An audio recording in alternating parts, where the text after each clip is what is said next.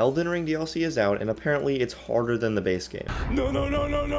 Yeah, I don't know who thought that was a good idea. Not only does it have 10s across the board, but Eurogamer couldn't even make it there. So, in this video, for my first taste of Elden Ring DLC, I decided to start at level 1. Yeah, let me just start the world naked. The only thing I brought into the DLC was unlimited smithing stones, as I didn't know if I would have them in the Shadow Realm. By the way, this isn't a challenge run at all, I just like starting these DLCs off like this. First spawning in through instant transmission, I headed out to the wheat fields and wondered where to go. With a clean slate and nothing to my name, I decided to head right because I was never really a main path type of guy. At first, I noticed how vertical everything was. Not only did they have islands in the distance, but a public only up course. They did so good with these rock formations. Heading more north, I found the scariest knight I've ever seen and the new golden seed for the Shadow Realm. They actually can't be real with these dogs. Next, I went back on the main path and eventually found some more people who got thrown in this DLC to die. Sir, I love your armor. After that, I went the exact opposite way and encountered my first mini dungeon.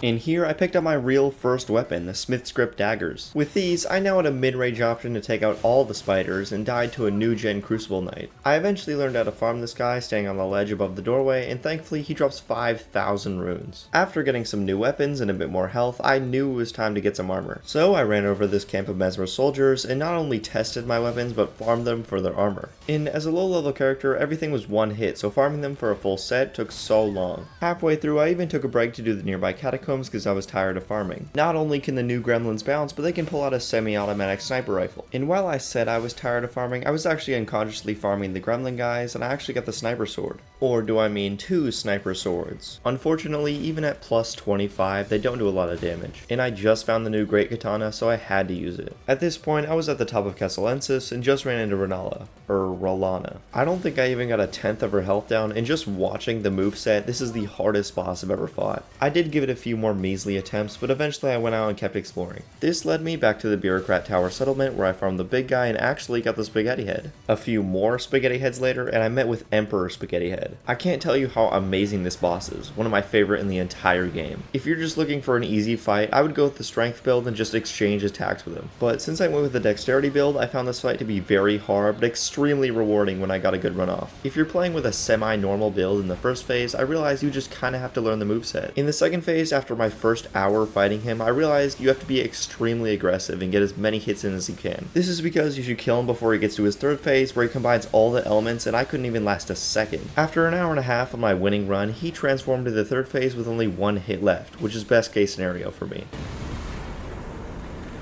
You could not live with your own failure. Rallana is undoubtedly the hardest Souls boss I've ever gone against in this game so far. 30 minutes into fighting her, I could have given you an accurate description on what works and what doesn't, but 5 hours later, when I still haven't beaten her, I feel like a lost puppy in the dark. My first crash out happened at the 3-hour mark, where I had a really good attempt, but after that, I couldn't even make it to the second phase. There was one point where I knew all of her attacks, and I was getting hit because I was predicting them too early. So, instead of banging my head against the wall for another 2 to 3 hours, I took the side path into Skadu Altis to get more Scadutree fragments. Each of the Scadutree levels is around 5% damage and defense, so I leveled up twice and went right back. Back to me. This time it was a lot easier since I knew all the moves and my damage and defense were 10% higher. And all of a sudden, I have a new twin sword build. If you can't beat them, join them. To test out my new swords, I literally fought Yoda. Wife left me, she did. And all I have to say is these swords are amazing. To be honest, it's just the Sword of Night and Flame, but split in half. But this time, the fire side is way better than the magic side. Anyway, from Yoda, I picked up another Yoda, and then I progressed all the way through Skadu Valley or whatever to Shadow Keep. Seeing this boss at the gate of the Shadow Keep after fighting Renala, I really wasn't about to fight him without using Spirit Ashes. Not only did I find fighting this naked mole rat boring, but his attacks were straight up BS. Anyway, no one preys on this guy's downfall more than me.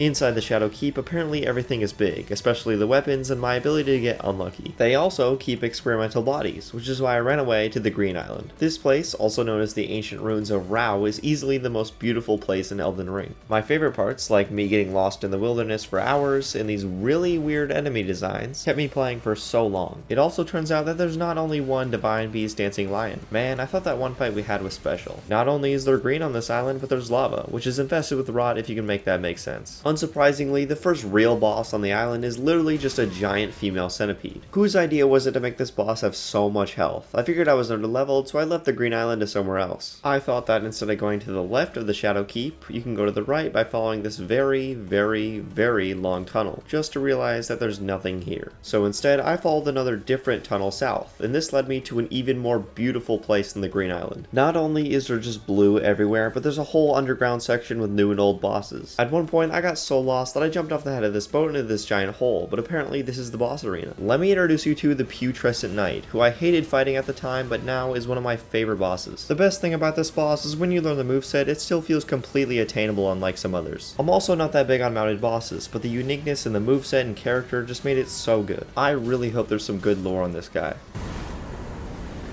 Behind the boss, you can find Saint Trina, apparently, who gave me some nectar for me to die. I love this game. After that, I visited some new areas like a dragon pit and a finger circle. There's gotta be more to these fingers. Climbing the dragon peaks, I was praying there was something good at the top, like a giant sword. And I'll tell you, it was giant, but it was definitely not a sword.